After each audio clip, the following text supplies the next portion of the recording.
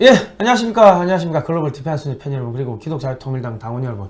이호도에서 평양을 넘어 북경까지 복음통일의 씨앗을 뿌리는 남자들의 이야기, 고영일 성상훈의 시멘스 클럽 또 돌아왔습니다. 기독자유통일당의 고영일 대표님 나오셨습니다. 네, 반갑습니다. 반갑습니다. 고영일 변호사입니다. 예. 우리 기독자유통일당을 사랑해주시는 100만 당원 여러분, 예. 그리고 우리 자유민주주의를 사랑하고 수호하기 위해서 지금도 불철주야로 애쓰면서 기도하고 또 열심히 운동해 주시고 계시는 우리 자유시민 여러분들, 예. 너무나도 반갑습니다. 예. 여기에 늘 불러주시는 우리 송 대표님 또 감사합니다. 예. 예. 그리고 오늘은 저희가 이제 5번째 시간입니다. 공산 제국주의와의 100년 전쟁, 5번째 시간, 김구를 포석하는 간첩 성시백인데요. 여러분 하단에 보시면은 네이버에서 기독자유통일당 홈페이지 들어가시면 저희가 방송하고서 이 방송을 계속 제가 올려놓겠습니다. 당원 교육 맞습니다. 코너가 있는데 당원 교육 코너에다가 올려놓도록 하겠습니다. 이게 지금 대한민국에서 당대표하고 당의 저는 홍보위원장이고 부대변인인데 당의 간부가 나와가지고 이렇게 그 공산주의에 대해 가지고 대한민국의 한국 근현대사에 대해 가지고 이렇게 1시간씩 이렇게 설명을 할 수가 있는 그런 정당은 없습니다.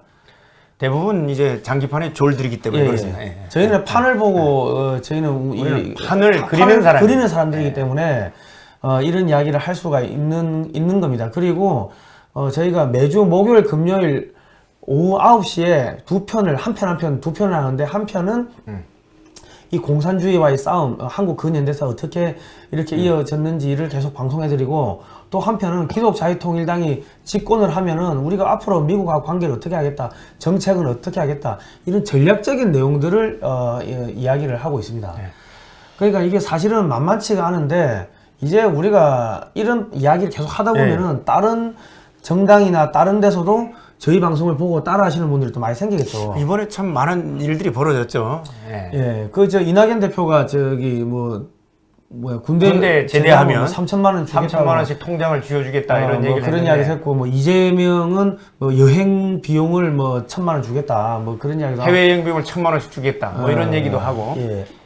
그런데 또 이제 성인지 예산 35조 이걸로 따서 쓰겠다고 말씀하시는 분들도 나오시고, 이상한 분들도 나오고. 네. 그러니까 저희 방송을 다 모니터링 하시는 것 같아요, 보니까. 전략을 짜는 데는 예. 그쪽에는 이제, 우리가 소위 말하는, 새머리, 새 대가리라고 하니까, 새 대가리들이기 때문에 나올 게 없습니다. 결국 우리 거를 참조할 수밖에 없는 이런 상황들이 오게 되는데, 여러분들 많이 기도해 주시면 우리가 모든 소스를 제공할 수 있는 것입니다. 예, 그렇습니다. 자, 그리고 저희가 좋은 소식이 또 있습니다. 글로벌 디펜스 창립 7주년 기념 특별 강연회가 있습니다. 저희가 벌써 7살이 됐습니다. 참. 저희가 이거 방송하면서 살해 협박도 많이 받았습니다. 방송뿐만 아니라 우리 그 언론사하면서 성상훈 그 기자가 이 방송국을 운영하면서 살해 협박을 그렇게 수차례 받았습니다.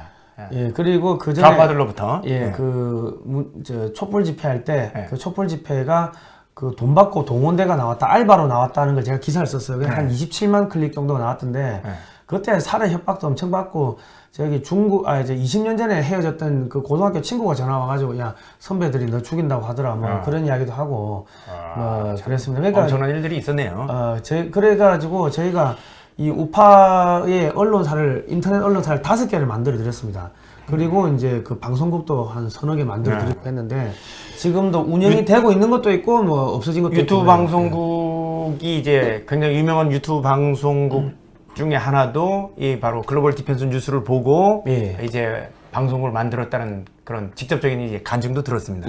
그러니까 그만큼 우파에 대해서 이 글로벌 디펜스 뉴스가 그동안 끼쳐온 영향력이 상당한 것을 이제 반증해주는 그 사례였습니다. 그 대수장 방송국도 저희가 기술 지원을 해드렸고, 하여튼 물밑에서 밑바닥에서 그런 음지에서 일을 좀 많이 했습니다. 많은 일들을 해오셨습니다. 그래서 5월 21일 금요일 오후 3시에 서울시 은평구 증산로 3길 26-1 우방아파트 상가 2층 하늘교회, 우리 담임 목사님 김재동 목사님 교회, 제가 나가는 교회에서 5월 21일 금요일 오후 3시에 저희가 그냥 간단하게 기념회를 하려고 합니다.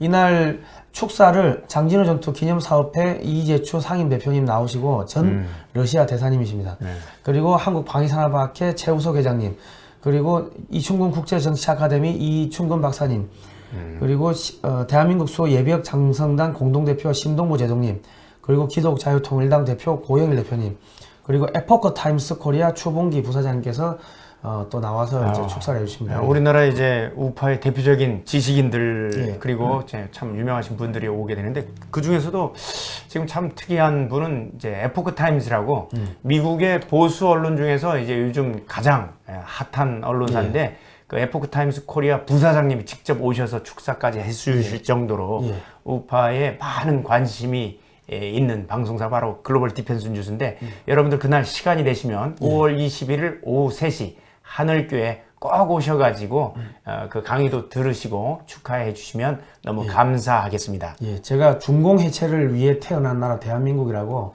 한 30분 정도 짧게 뭐 그냥 돌아가는 이야기들 좀 이렇게 하고자 합니다.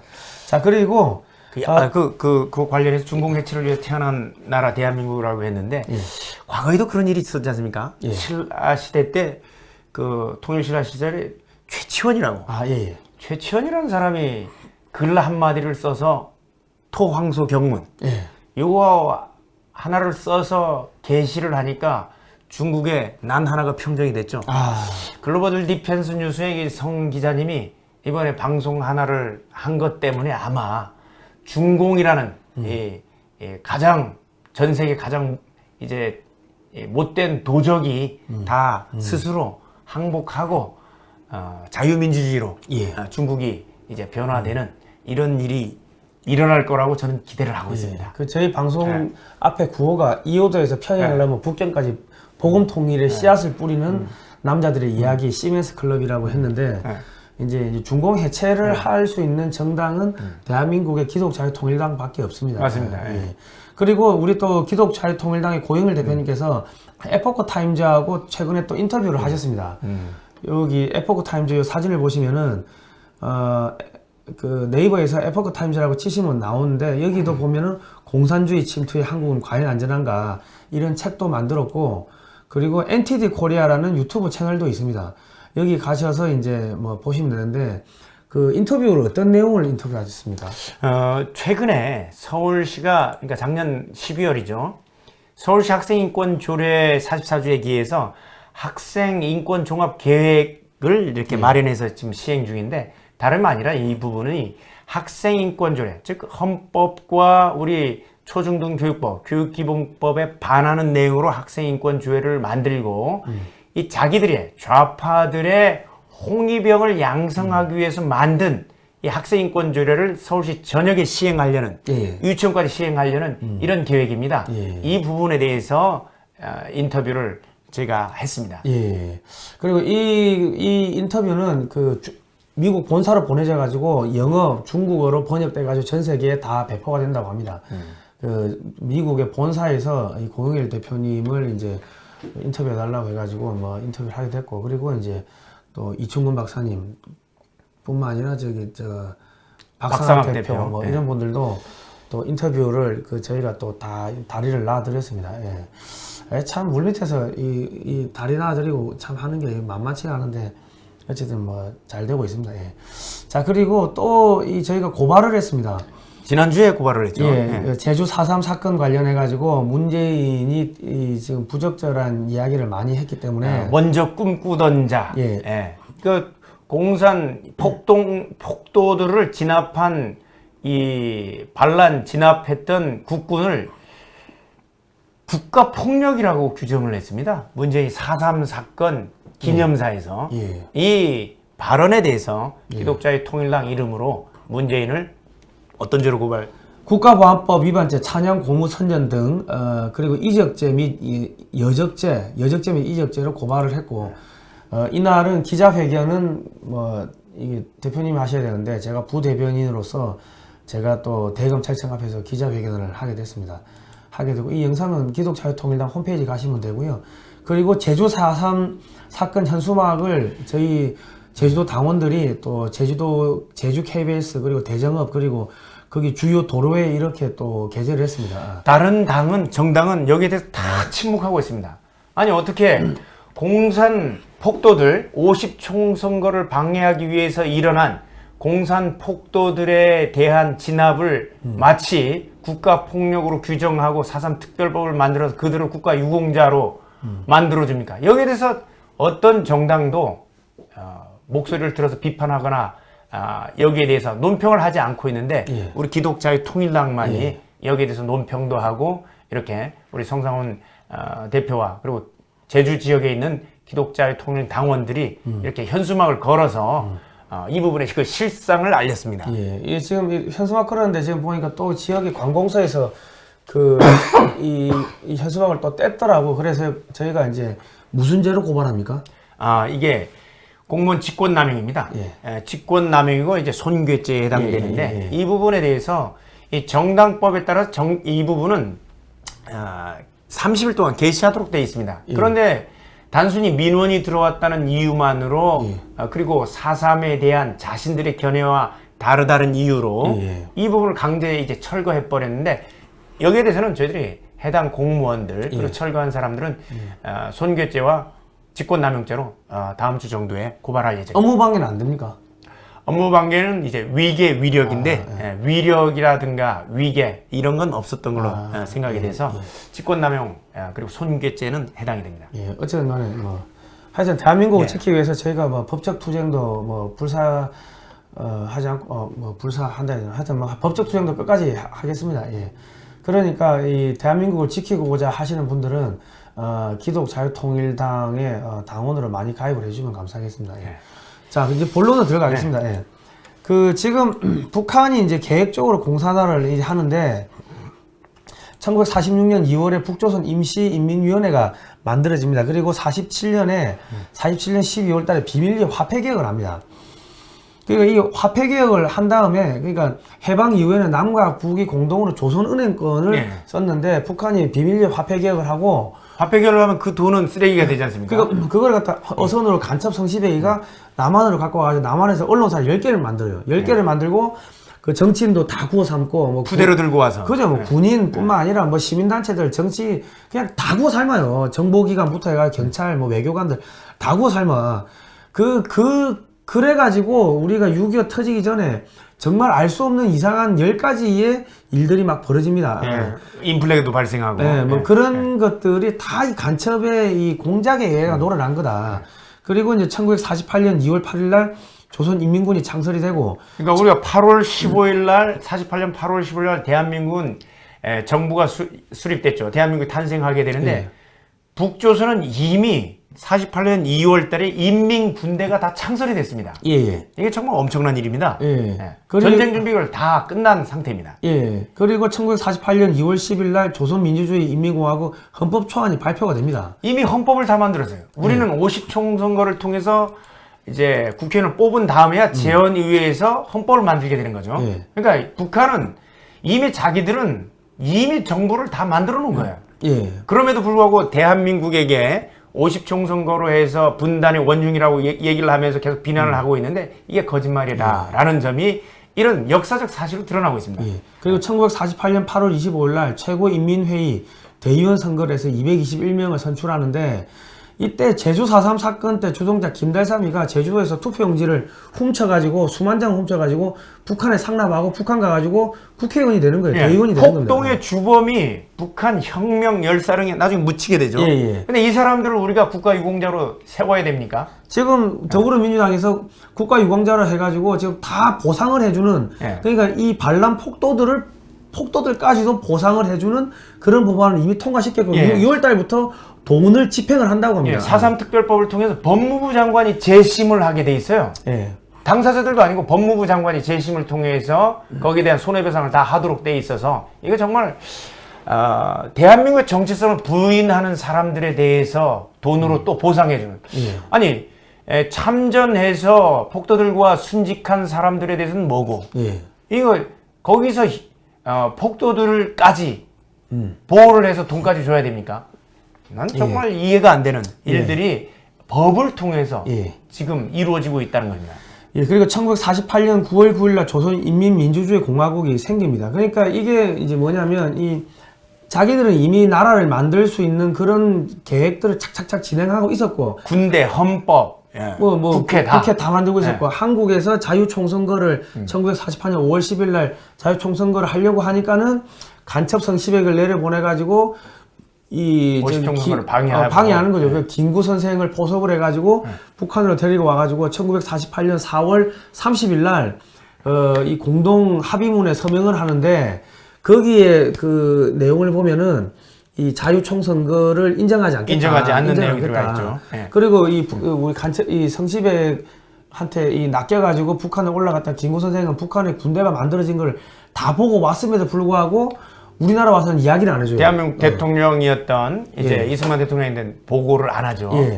그런 일들이 있었습니다. 그리고 이제 간첩 성시백에 대해서 잠깐 알아보면은 그러니까 이게 이제 남노당과 별개로 김일성에 직접 소속돼서 김일성 이제 한테 직접 명령을 받는 남반부 정치위원회를 조직하고 그리고 원래는 이 사람도 중국 공산당이었어요. 짱깨였어요. 짱깨야. 토착 짱깨야. 토착 짱깨였네요. 그리고 김일성이도 중국 공산당 당원이었잖아요. 팔로군 소속이었고. 그리고 저희 소련 공산당이었고 그놈은 중국에 속했다, 소련에 속했다. 자기한테 이익 주면 뭐 가서 영혼을. 김일성이는 토착 박주입니다. 토착 짱깨, 토착 로스깨. 그래가지고 1946년 12월 바다로 부산을 거쳐간 이 국내 미렵을 해가지고 활동하다가 또 월북을 해요. 그래가지고 1947년 5월에 다시 서울에 재잠입을 합니다. 그리고 조선공산당 남노당 소속은 아닌데 활동을 하면서 이제 1948년 2월 달에 남북 교역이 금지될 때까지 무려 56회에 걸쳐서 명태와 뭐 카바이드 등 총 1억 원이 넘는 물자를 반입해가지고 정치 공작에 필요한 자금을 충당합니다. 그리고 뭐 여러 가지 밀수를 많이 해요. 그리고 여기 이제 또 이런 폐기된 국권을 갖고 와가지고 조선중앙일보, 우리신문 등 언론기관 한 10개 정도를 만들면서 합법적으로 북한의 주장에 동조하고 선전을 하는 여론을 만들고 국군의 기밀을 탐지해가지고 북한군의 남침 및 유격 작전에 또 기여를 하고 또 프락치를 국회에 투입을 해가지고 대한민국을 국제적으로 고립시키는 그런 정치 공작도 하고 그리고 1948년에는 김일성의 지시를 받아서 적극적인 총선 방해 공작을 합니다. 그래서 일어난 게 제주 4.3 사건이에요. 그리고 1950년 5월 30일 총선에서는 비합법적인 양면 공세를 취하기로 한 북한 공산당의 노선에 따라가지고 공산당원들의 입후보를 적극 지원하고 50총선을 보이콧했던 남북 협상파와 입후보들을 유도하면서 또 선거 자금을 지원하고 막 그래 하다가 그러니까 이제 48년 50총선거에서는 이제 총선거에 보이콧했습니다. 이 남북 협상파들은 그 뒤에 2년 뒤에 일어난 총선에서는 이제 그때 당시 남북 협상파들 그 사람들을 이제 후보자로 내세워서 국회로 보내는 작업을 지원을 한 겁니다. 그러니까 벌써 그때 북한의 지령을 받는 그 정치인들이 이 국회에 들어가는 뭐 그러한 일들이 있었던 거죠. 헤아릴 새 것이 없다고 성경 말씀에 나와 있는데 그때도 마찬가지였고 요즘도 지금 더불어민주당 문재인 정권 더불어민주당 친중 아닙니까? 그쪽에도 지금 많이 있는 것으로 우리가 추정되고 있습니다. 헤아릴 새 것이 없습니다. 그리고 이제 문재인 뭐 정권도 뭐 북한에 벌벌 기고 있으니까 사실상 얘들이 지금 그 간첩 성시백이 한테 지령받고 자금 받아가지고 1950년 그 당시에 정치권에 진출했던 그런 그 정당의 후손이라고 봐야 되는 겁니다. 북한에서 김여정이가 삶은 소대가리니 뭐 똥개니 이런 얘기 할 때는 아무런 얘기를 안 하다가 대한민국 청년이 그런 내용을 어느 정도 이제 모욕하니까 패러디해서 패러디하니까 고소를 하고 그리고 이번에 취하를 하면서 앞으로 이런 일에 대해서 성찰하도록 하겠다. 성찰을 우리 국민이 해야 됩니까? 문재인이가 성찰해야지. 문재인이가 성찰을 해야지. 우리 대한민국의 대통령, 국민의 대통령으로 뽑혀 있으면서 북한에서 똥개니, 삶은 소대가리니 이런 얘기를 하고 있는데 저 옥룡한 주방장까지 욕했더구만요. 그런데 거기에 대해서는 성찰 하나도 안 하면서 무슨 국민들 보고 성찰하라고 합니까? 참 있을 수 없는 일이 벌어지고 있는데 하여튼 하여튼 그래가지고 그 공작을 하다가 저기 5월 15일 1950년 5월 15일 날 잡혀가지고 이때 이제 처형이 됐죠. 사형이 되는데 112명이 검거가 됐다. 뭐 그러한 사건입니다. 이게 이제 사건의 개요고 가장 큰 간첩단이라고 말이죠. 예, 그때 예, 당시에 예. 건국 이후. 예. 그리고 얘들이 나중에 어디로 가냐면 이제 지하당으로 숨어가지고 뭐 민혁당, 인혁당, 뭐 동력당. 뭐 통역당, 뭐 그런 지하 정당을 만들고 나중에 그게 80년대 학생 운동을 거쳐가지고 무리로 올라오면서 지금 더불어민주당으로 들어가고 주사파 세력들이 되는 거죠. 주사파 세력들이 더불어민주당, 정의당으로 들어가고 그 일부는 또 국민의힘으로 들어가고 그래 된 겁니다. 그렇기 때문에 지금 좌우가 사실은 뭐 똑같아요. 여당 야당 할 것 없이. 그러니까 미국은 한국에서 유일한 합법적인 대한민국 정통성을 가지고 있는 정당은 기독자유통일당밖에 없습니다. 자, 그거를 우리가 입증을 하는 자료를 저희 보여드리겠습니다. 이거는 저희가 몇 번 방송을 했는데 또 재방송을 재교육 복습을 한번 하겠습니다. 복습이 가장 좋은 학습 방법이니까. 예, 그 3.1 만세운동 이후에 1919년 3.1 만세운동 이후에 대한민국 국민의회 대한민국 국민의회 우수리스크, 신한민국 임시정부 평양, 상해 임시정부, 그리고 이 1919년 4월 10일 날 상해 임시정부가 생기고 조선민국 임시정부가 서울에 생기고 한성정부가 1919년 4월 23일 날 생깁니다. 그리고 고려 임시정부, 간도 임시정부가 막 생기는데 이런 것들이 모두 다 탈탈탈 통합이 된 게 1919년 4월 23일 날 생긴 한성정부입니다. 그러니까 상해 임시정부는 4월 11일 날 생겼다가 없어지고 한성정부로 통합이 된 다음에 이게 어디로 가냐면은 이제 상해로 가는 거예요. 이 서울에서는 일본 때문에 그 활동을 할 수가 없으니까. 그러니까 대한민국 임시정부라고 하면은 1919년 9월 10일 날 상해로 이사를 간 이 한성정부를 말하는 겁니다. 그런데 우리 문재인 정권은 정말 무식하니까는 1919년 4월 11일 날 생겼다가 한성정부로 통합된 상해 임시정부를 기념하는 행사를 하더라고. 그걸 기념하는데 왜 저희 백범 초대 기- 대통령인 이승만은 얘기를 안 하죠. 예, 예. 이승만 대통령은 얘기를 안 하고. 백범 김구 기념관에서 하더라고. 그러니까 이 지금 대한민국의 역사가 꼬인 거예요. 자, 그래가지고 대한민국 그 독립운동의 두 방향을 보면은 무장투쟁론이 있고 외교독립론이 있는데 이승만 대통령이 외교독립론이고 이동희가 국무총리 이동희가 무장투쟁론을 했는데 이동희가 이미 한인사회당을 조직하고 러시아 하바롭스크에서 한인사회당을 조직하고 이제 볼셰비키 혁명에 충성 바치겠다고 우리 공산주의 활동하겠다고 그렇게 이제 선언을 합니다. 그리고 이 사람이 러시아로 모스크바로 자기 사람을 보내가지고 독립 자금을 탈취하는 사건까지 벌어지죠. 레닌으로부터 한인사회당 이동희가 1차로 40만 루블을 받아오고 2차로 200만 루블을 받아와가지고 사회주의 공산주의 운동을 합니다. 그래가지고 이 현금이 어느 정도 되냐면 1차 40만 루블이면 지금 가치로 한 510억 원 정도, 2차는 2차 200만 루블은 2,550억 원, 그러니까 두 개 합하면 3,060억 원 정도를 받아오는데 이게 중간에 오다가 또 배달 사고가 나요. 그래서 이 공산당들이 탈취를 하면서 했던 사람들끼리 서로 죽고 죽이는 그런 일들이 벌어집니다. 김구 선생님이나 그 어머님이 그 상해에서 그 쓰레기를 주우면서 그렇게 고생하지 않아도 될 그런 자금들이었죠. 예. 그리고 이 사람들이 돈을 받아와가지고 또 파가 갈라져요. 1921년 5월 달에 이동희 중심의 상해 고려공산당이 생기고 1921년 10월 달에 여운형 중심의 이르쿠츠크파 고려공산당이 생깁니다. 상해 고려파 공산당을 보면은 이동희, 박진순, 김립 이런 사람인데 이 사람들이 전부 다 또 글이어 쓴 선교사의 제자들이었다.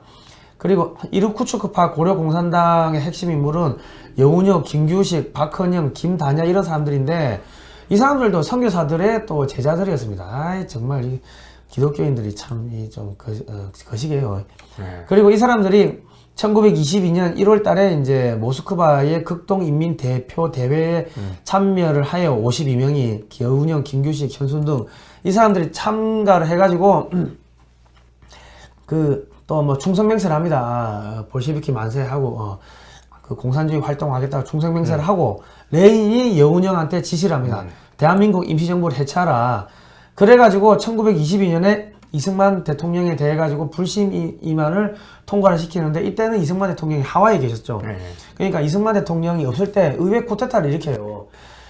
자, 이때가 또 이제 그 자유시 참변하고 비슷한 시기 아닌가요? 예. 그러니까 21년 6월 달이죠. 예. 그러니까 독립군 세력을 이 바로 러시아, 그러니까 소비에트에 있는 고려파 공산당, 예. 공산당원들의 그 계략에 의해서 대한민국의 독립군이 완전히 다 없어지는. 예.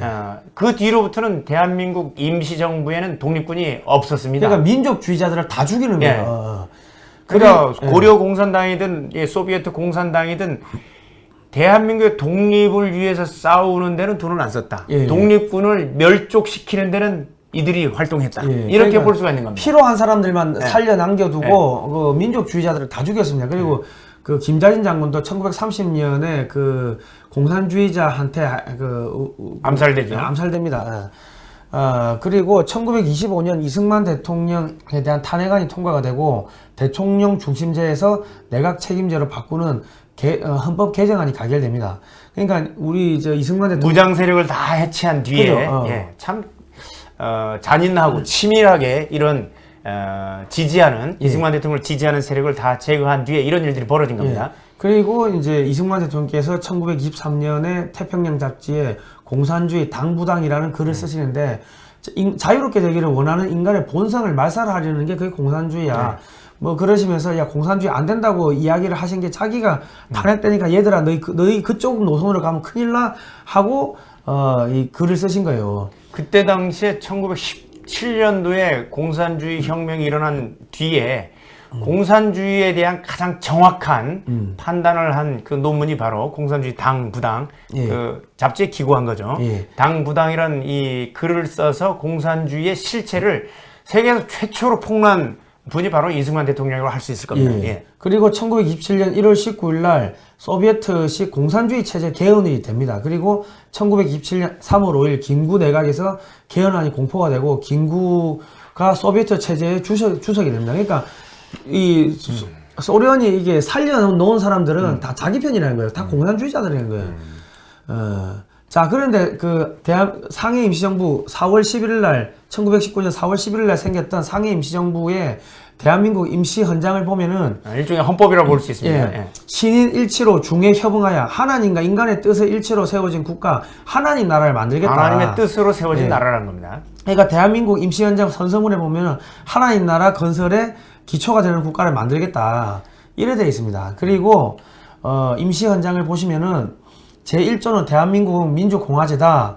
그리고 7조는 대한민국은 신의 의사에, 그러니까 하나님 의사에 의하여 하나님의 뜻에 의하여 건국한 정신을 세계에 발휘하고 나아가 인류의 문화 및 평화에 공헌하기 위하여 국제연맹에 가입한다. 이게 뭐냐면 세계에 복음 전파하겠다는 이야기를 어렵게 써놓은 거예요. 전 세계에 복음 전파하겠다는. 그러니까 대한민국의 정통성을 이어받은 정당이 어디예요? 기독자유통일당 하나밖에 없는 거예요.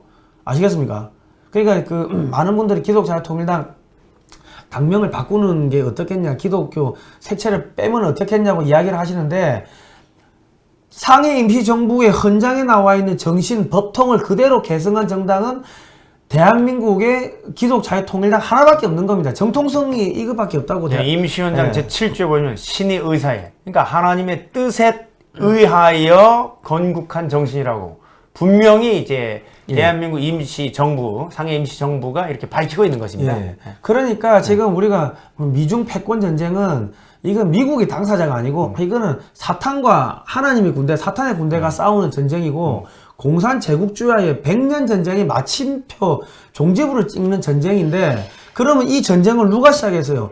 대한민국이 시작한 거 아닙니까? 하나님 나라 만들겠다고. 여기가 하나님 나라고 대한민국이 하나님 나라고 하나님의 군대가 어디예요? 기독자유통일당이에요. 그러니까 미국의 이 정보기관들, 미국의 국무부는 뭐 코드니 뭐니 자꾸 엉뚱한 데 가가지고 힘 빼고 돈 쓰고 헛짓거리 하지 말고 국민의힘 쳐다보지 말고 더불어민주당 쳐다보지 말고 기독자유통일당 하고 손잡고서 다시 대한민국을 회복을 시켜야지 하나님 군대를 가지고서 사탄의 세력들, 공산주의 세력들을 다 쓸어서 지옥으로 돌려보낼 수가 있는 맞습니다. 겁니다. 이게 영적 전쟁인데 그 영적 전쟁의 그 타겟, 목표를 제대로 바라보지 그죠? 못하면서 발생하는 일들인데 결국은 공산주의라는 영과 대적할 그 사단의 영과 대적할 정당은 결국 기독자의 통일당밖에 없다는 얘기예요. 예. 그리고 이제 그 1917년 볼셰비키 혁명이 일어나고 전 세계적으로 공산주의 열풍이 쭉 붑니다. 불어나고 지금 동구권이 전부 다 소련으로 넘어가는데 1922년 12월 30일부터 1991년 12월 26일까지 69년 동안 전 세계를 공산주의가 휩습니다. 70년 바벨론 포로 생활을 한 거죠. 그죠. 동유럽 국가들이 전부 다 이제 포로가 되는 겁니다. 그리고 1923년에 또 그 김원봉을 갖다가 조선일보 기자로 위장을 시켜가지고 김재봉을 침투를 시켜가지고 서울에서 조선공산당을 또 창당을 합니다. 그리고 이제 조선공산당 강령을 보면은 사유재산 제도를 부인하고 사회주의를 건설하자. 자, 이 사유재산 제도를 부정하는 게 바로 이제 부동산, 토지 공개념, 토지거래 허가제, 뭐 이런 부분이 바로 이 사유재산제를 부인하는 이런 공산당 강령들이 숨어 있는 것입니다. 예. 그리고 그 1945년 8월 15일 해방이 됩니다. 여러분께 지금 보시는 이 PPT는요, 그 한일교회 담임 목사님, 그 김재동 목사님, 제가 나가는 교회에서 우리 청소년들 가르치는, 유치원생들 가르치는 자유리더 캠프를 하는데, 거기서 나오는 내용들 PPT를 갖고 온 겁니다. 교회에서 이런 걸 가르칩니다. 역사를 가르쳐요. 역사를 가르치는 거죠. 자, 그리고 해방 후를 보니까 1946년 미 군정청에서 조사를 하니까 우리나라 78%가 사회주의 공산주의를 지지했다. 왜냐하면 김구 선생이나 이런 사람들이 우리가 민족 독립운동을 위해서 일본하고 싸웠어 하고 그렇게 들어와가지고 이 사람들이 남노당이 되니까 남노당 좋은 거네 하고 전부 다 남노당 지지하고 그렇게 흘러가는 거예요. 그리고 이제 그때는 교육이 제대로 된 시절이 아니니까 서로 나눠서 공평하게 갖고 토지도 나눠주고 이렇게 한다니까 사람들이 혹한 거예요. 그뿐만 아니라 그 간첩 성시배기가 또 북한에서 자금을 갖고 와가지고 막 이제 돈을 언론사를 통해서 언론사 구워 삼고 여론전을 하고 돈을 또 나눠주고 하니까는 대한민국의 국민들이 전부 다 쏠려 가버린 거죠. 오늘날도 꼭 같습니다. 방송 3사를 통해서 그리고 이제 신문을 통해서 얼마나 그 여론 선동을 하고 있습니까? 꼭 같습니다. 그러니까 70년 전에 일어났던 일들이 지금 똑같이 벌어지고 있는 건데 우리는 국민들이 이 역사를 모르니까 맞습니다. 또 당하고 또 당하는 거예요. 자, 그리고 이 한국 이제 소련과 그 38도선을 이제 기점으로 해가지고 그 북쪽에서는 이제 소련이 내려와서 이 일본군을 무장해제시키고 몰아내고 남쪽에서는 미국이 이제 일본군을 무장해제시키고 몰아내는데 한국에다가 이제 임시정부를 수립하고 미국과 소련이 임시정부와 협력을 해가지고 넘겨주고 나라를 만들어주고 나가자고 그렇게 이제 회의를 해요. 그게 1946년 3월 20일 날 있었던 1차 미소 공동회담인데 자, 여기서도 이제 참 중요한 게 이 소련은 해방되자마자 바로 진주를 합니다. 왜냐면 육상을 통해서 들어오기 때문에. 그죠, 그래서 8월 15일에서 한 달 지난 8월 27일경에는 북한 38선 이북을 전부 다 점령을 합니다. 점령하고 일본군 무장 해제를 하고 그리고 개성하고 춘천까지 내려와 버렸어요. 사실 38선 이남까지 내려왔는데 나중에 이제 다시 물러가긴 하는데 미군은 9월 달 돼야 9월 7일 날 들어온다고 했다가 결국 9월 8일쯤에 하지중장을 비롯한 24군단이 이제 대한민국에 비로소 들어와서 일본 군의 이제 무장 해제를 실시하게 되죠. 그렇습니다. 그러니까 이 1946년 2월 달에 벌써 북한에는 소련이 북한을 나라를 만들기 위해 가지고 조직들이 착착착착 만들어지고 있었는데 그러면서 그런 거를 다 숨겨버리고 소련이 행정위원회를 통해서 전부 다 이제 정부가 다 만들어지고 이런 상황이었습니다. 그 인민위원회를 만들었죠. 그런데 지금 우리 그 더불어민주당에서 주민자치기본법을 통해 가지고 남한에다가 읍면동 밑에다가 주민자치위원회를 만들겠다고 하는데 인민위원회 만들겠다는 그게 인민위원회예요. 그게 주민자치기본법이고 자, 그래서 이제 소련이 우익은 제외하자고 주장을 했고 미국은 좌와 우와 함께 정부를 만들자고 했는데 이승만 대통령은 좌우 합작 임시정부를 절대 반대한다 하셨어요. 왜? 자기가 뒤통수 맞아가지고 탄핵을 당했잖아요. 맞습니다. 공산주의자들한테. 그리고 때문에 좀 그걸- 전에 그 예. PPT에서 보셨던 것처럼 그 동구권, 예. 동유럽이 공산화되는 과정에서 전부 다 좌우 합작 정권을 통해서 전부 다 공산화된 겁니다. 예. 예. 그리고 김규식, 여운형 이 사람들이 그 이르쿠츠크파 고려공산당 아닙니까? 그 레닌 작은 바다 활동한 사람들. 이 사람들은 좌우 합작 임시정부 찬성한다. 뭐요? 이 소련의 편을 드는 거예요. 소련의 편을. 그러니까 이 사람들이 민족의 해방을 위해서 일본하고 싸웠습니까? 아니죠. 소련을 위해서 일본하고 싸운 거죠. 자, 그리고 조선공산당 총비서 박헌영 이 사람도 그 이르쿠츠크파 공산당 아닙니까? 예. 이 사람도 이제 이 사람이 또 주동이 되고 해가지고 또 조선 정판사라는 이제 우리 그때 당시에 대한민국의 화폐를 인수하던 인쇄소 그 이름이 정판사죠. 예. 예. 46년 4월 초에 조선 정판사 사건이 일어나는데 위조 지폐를 만들어 가지고 공산당 투쟁 자금으로 또 씁니다.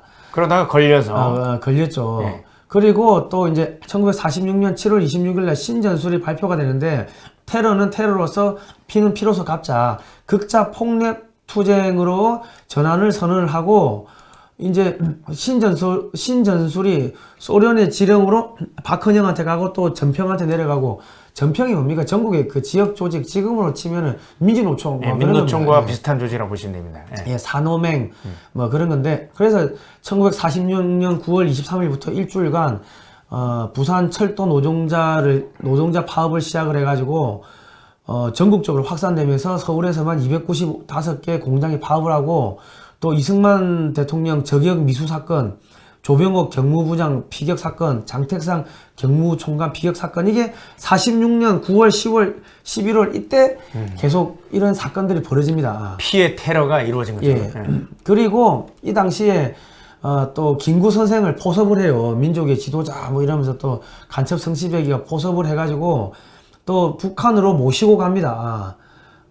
장군님도 선생을 김일성 장군님도 선생을 대통령으로 모시고자 합니다. 해가지고 데려가요. 그래가지고 김구 선생이 또 대한민국 정부를 반대하고 총선거를 반대하고 50총선거를 반대하면서 포섭이 되죠. 예, 이런 내용이 어디에 실렸냐면은 1997년 5월 26일자 북한 노동신문 이면에 특집 보도가 되는데 성시백을 띄우는 거예요. 성시백이가 이 어떻게 남조선에서 공작을 했는가 성시백을 찬양하는 기사를 내는데 거기에 보니까 김구를 어떻게 회유했는가 과정이 쭉 나옵니다. 그러면서 김구 선생님 저기 뭐 김일성 뭐 선생님 한번 만나보시죠 하면서 이거는 노동신문 1997년 5월 26일자 기사입니다. 예, 그리고 백문이 불여일견이라고 선생님이 결단을 내리시 북행하는 것이 어떻겠습니까? 미국 사람들이 시녀 노릇을 하는 이승만과 손을 잡으시겠습니까? 아니면 북에 들어가서 김일성 장군과 마주 앉으시겠습니까? 뭐 이래 가지고 이제 이제 포섭하는 내용들이 쭉 나옵니다. 그러니까 아니 자네가 김구 김일성 장군의 특사였어 뭐 그러면서 김일성 장군님께 김일성 장군님께서 그처럼 나를 믿어주실 줄은 뭐 미처 몰랐네. 장군님께서 불러주셨으니 기어이 평양으로 가겠습니다. 이 이후로는 다시 일구이연하는 그런 추문이 되지 않겠습니다. 또 충성맹세를 해요. 간첩 성시백이 앞에서. 그리고 또 뭡니까? 이게 또 영화가 만들어져 1985년 남북 재정당사회 단체 연석회의 1948년 4월 달에 있었는데 이때 참석한 김구 선생의 행적을 소재로 위대한 품이라는 영화를 북한이 만들었는데 이게 김일성에게 투항하여 국기와 임시정부의 관인까지 바치면서 황해도 신천에 과수원이나 하나 마련해 주면 여생을 장군님에게 의탁하며 살겠다고 읍소하는 장면이 모사가 되는데 이게 북한 영화 50선에 수록이 되고 KBS를 통해서 방영이 됩니다. 2002년 12월 달에. 그것도 남한의 영화진흥위원회에서 발간한 통일한국인 우리가 존경한다는 김구 선생을 이렇게 묘사하는 북한 영화를 KBS에서 방영까지 했습니다. 북한에서 만든 위대한 품이란 영화를 김대중 정권의 시절인 2002년 12월 달에 그 남한의 우리나라의 영화진흥위원회에서 발간한 통일한국인이 보아야 할 북한 영화 50선 이란 걸 선정하는데 이 위대한 품이란 영화를 선정을 하고 또 KBS를 통해서 또 방영을 해요. 그런데 그 영화를 보니까 김일성에게 그러니까 김구 주석이 가서 투항을 하면서 그 상해 임시정부의 대한민국 임시정부의 옥새 관인을 갖다가 상납을 하고 바치고 태극기를 갖다 바치고 그러한 장면들이 나오는데 그거를 김대중 정권에서 돈을 들여가지고 이거를 또 KBS에서 방영을 했다는 거 아닙니까? 예? 참 이 안타까운 일들이 벌어졌던 거죠. 그리고 임시정부 전통을 포기하고 대한민국 건국을 반대하고 끊임없이 대한민국을 불인정하고 그 북한과 한 목소리를 냅니다. 그리고 뭡니까 1948년 7월 1일에는 대한민국의 국호나 법통도 반조각 정부로는 개성할 근거가 없다며 남북 통일 정부를 또 주장을 하고 북한이 주장하는 내용 그대로 반복을 했네요. 그리고 뭐 현재까지 북한이 주장하고 있죠. 그리고 이제 유엔 승인 반대 운동을 또 펼쳤어요. 김구가. 유엔에서 1948년 총선거를 이제 권고를 해서 대한민국은 받아들이고 북한은 유엔 선거 감시위원단을 기어이 못 올라오도록 해서 선거를 거부했죠. 그러니까 계속 지금 그 대한민국 건국을 반대하니까 그 1948년 7월 11일 날 중국 공사 유엄안이 대한민국 임시정부 수립을 지지하기 바란다는 장개석 총통의 뜻을 이 김구한테 전달하면서 이제 이 선생님 내가 아버지 같아서 말씀드리는데 그 왜 자꾸 대한민국 건국을 반대합니까 하고 물어보니까 내가 북한 가보니까 야 이 군대가 다 만들어졌어. 3년간 조선인 불군 군대의 확장을 중지한다고 해도 남한이 전력을 다해서 북한 군대의 현재 병력만한 군대를 만들기는 거의 불가능하다. 이미 인민군대가 2차 대전 당시에 가장 최고의 전차 T-34 전차로 무장하고 훈련하고 기동 훈련하는 걸 전부 다 본 거예요. 네.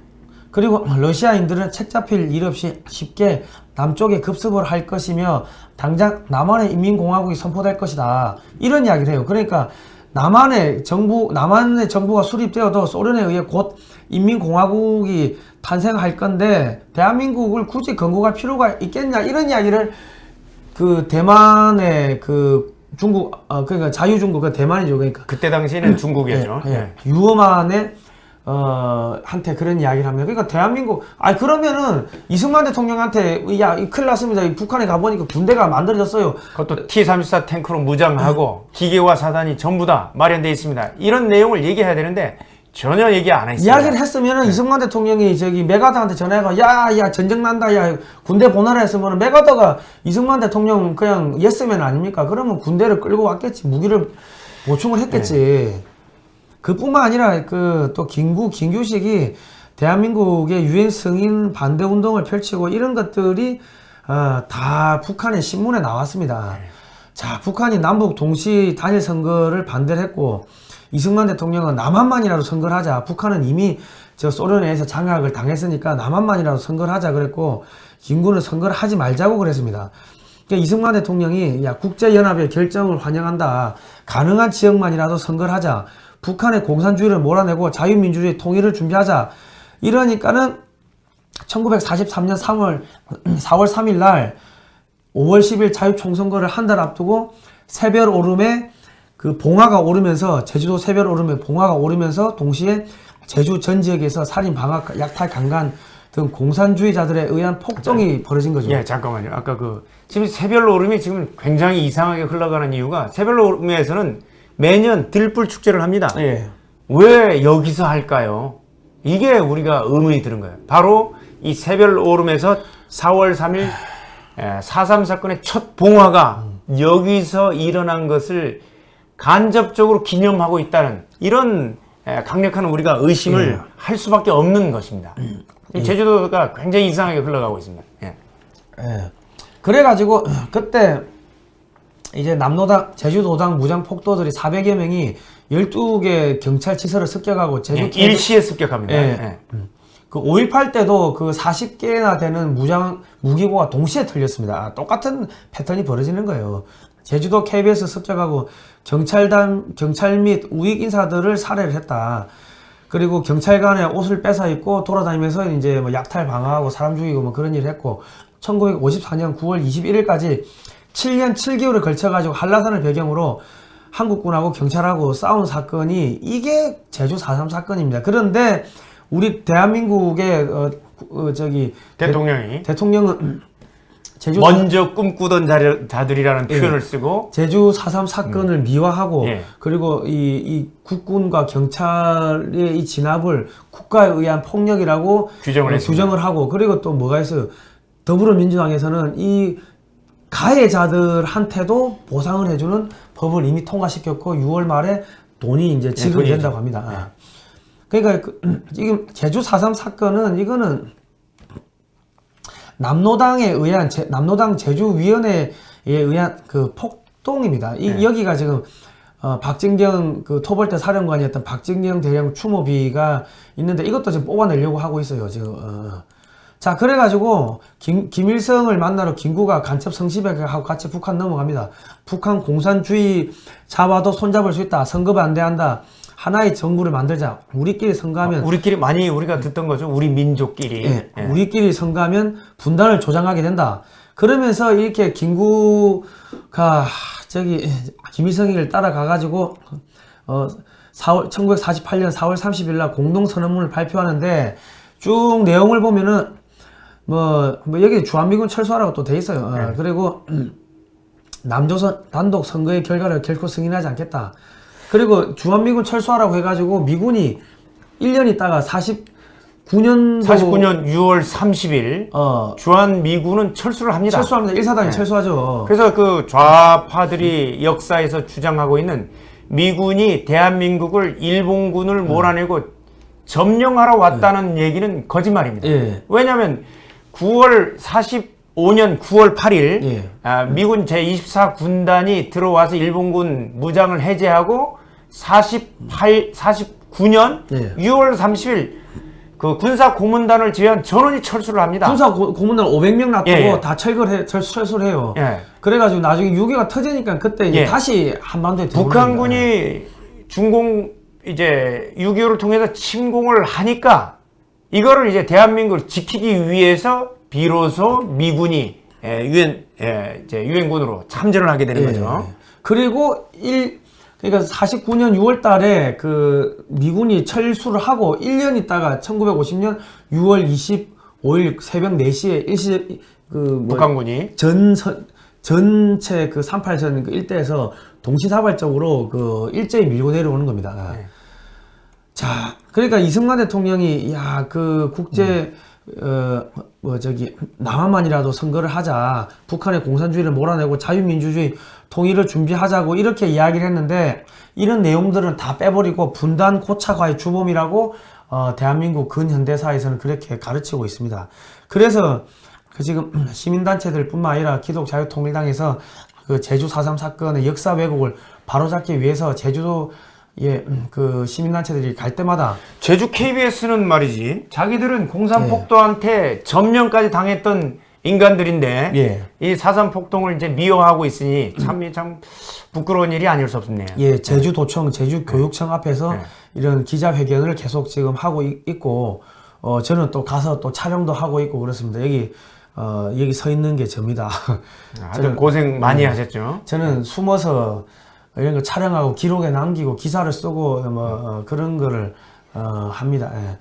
자, 그런데 지금 1921년 4월 11일 날 102주년 대한민국 임시정부 수립 기념식을 하는데 대한민국 임시정부가 아니죠. 명칭도 잘못됐죠. 상해 임시정부죠. 상해 임시정부가 1919년 4월 11일 날 만들어졌다가 한성정부로 통폐합이 됩니다. 통합되고 그리고 1949년 9월 11일 날 상해에 다시 대한민국 임시정부가 만들어지기 때문에 이 지금 문재인 정권이 4월 11일 날 임시정부 수립 기념식을 하는 건 이건 잘못된 거죠.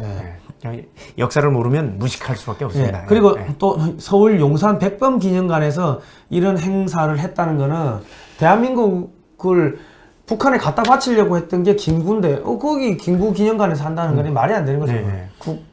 국기와 국장을 이제 그쪽 그 노동신문 자료라든가 예. 북한 측 영화에 따르면 그걸 바치는 장면까지 나오는데 예. 하여튼 이런 부분들이 우리 역사에 있어서 제대로 판단하지 않으면 우리가 오해할 수 있는 부분들이라서 예. 우리가 한 번 더 살펴봤습니다. 예. 자, 기독자유통일당은요, 중국 공산당으로부터 정치자금 일체 받지 않습니다. 예. 짱깨돈은 덜어서 안 받습니다. 이거 저기 붙여놨더만 그 더불어민주당에서 떼라고 난리를 치고 뭐. 왜 다른 당에서 떼라고 하는지 모르겠어요. 우리가 안 받는다는데 참 이상한 일입니다. 그리고 미국이 한반도에서 함께 손잡고 중국을 견제할 수 있는 유일한 세력은 기독자유통일당밖에 없습니다. 그 상해 임시정부의 정신이 뭡니까? 그게 하나님의 나라를 만들겠다. 신이 의사에 따라서 예. 즉 하나님의 의사에 따라서 만들어진 나라. 아, 그리고 전 세계 복음 전파하겠다. 그 이야기 아닙니까?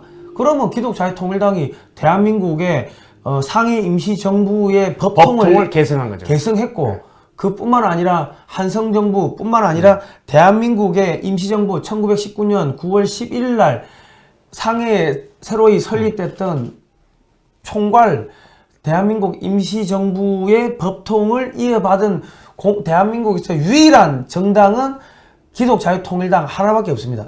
맞습니다. 예. 제가- 역사를 알면 예. 이걸 우리가 알 수 있습니다. 예. 근데 우리가 이 방송을 하는데 특별히 이제 글로벌 디펜스 뉴스에 이제 성상훈 기자님 여기 나와 계신데 글로벌 디펜스 뉴스를 너무너무 이제 그 핍박을 해요. 예. 박해를 하고 이 구글 코리아에서 우리가 글로벌 디펜스 뉴스와 함께 구글 코리아 사장이 대표이사가 일본인이다. 일본인에 의해서 이 우파 유튜버들을 이제 학살하고 있다. 압제하고 있다. 이런 얘기를 했더니만 바로 보복이 바로 보복이 들어왔습니다. 구글이 광고 부적합 채널로 지정을 했습니다. 유해 또는 정보성 콘텐츠를 만든다는 거예요. 아니 나머지 이 좌파 유튜버들은 얼마나 반일 감정을 부추깁니까? 예. 우리는 반일 감정을 부추긴 게 아니라 대표이사가 예. 일본인이다. 예. 구글 코리아 대표이사가 일본인이다라고 그 대법원에 인터넷 등기소에서 출력한 자료를 얘기했을 뿐인데 예. 왜 이런 현상이 나타나는지 모르겠습니다. 그러니까 지금 뭐 저희는 이 보시면 PPT를 만든다는 거는 역사적 사실을 갖고 와가지고 PPT를 만들고 보여주고 이야기를 하는 겁니다. 그리고 언론에 나온 내용을 예. 그리고 그걸 다 이렇게 자료를 보여주면서 이야기를 하는데 왜 이게 유해 또는 정호성 컨텐츠라고 하는 건지 이 납득이 안 됩니다. 그러니까 저희가 지금 탄압을 많이 받고 있습니다. 그러니까 기독자유통일당 1877 1517은 기독자유통일당 그 ARS 후원이고요. ARS 후원이고 그 당비도 이쪽으로 납부하시면 됩니다. 예. 글로벌 디펜스 뉴스는 1877-0248입니다. 예. 화면 우측 상단에 보시면 되죠. 여러분 저희 또 좀 응원을 해주시고 후원을 해주시고 기독자유통일당에 당비도 해주시고 당원 가입도 해주시면 감사하겠습니다. 많은 후원 좀 부탁드리겠습니다. 예. 그 저희가 계속 이 역사 방송하는데 힘듭니다. 장시간 또 들어주셔서 감사합니다. 오늘도 너무 고생 많이 하셨습니다. 예, 고맙습니다. 다음 시간에 뵙도록 하겠습니다. 고맙습니다.